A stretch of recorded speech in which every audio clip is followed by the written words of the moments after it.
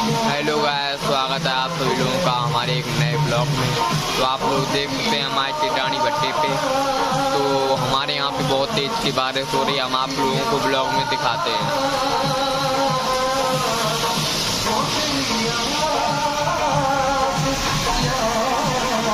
आप लोग गाइस देख सकते हैं कितनी तेज की बारिश हो चुकी है, बहुत तेज की हो रही है गाइस। आप बारिश देख सकते हैं आप लोग रोड पे। ये गया है भाई, ये देखो साइकिल पे नहा रहे हैं बच्चे।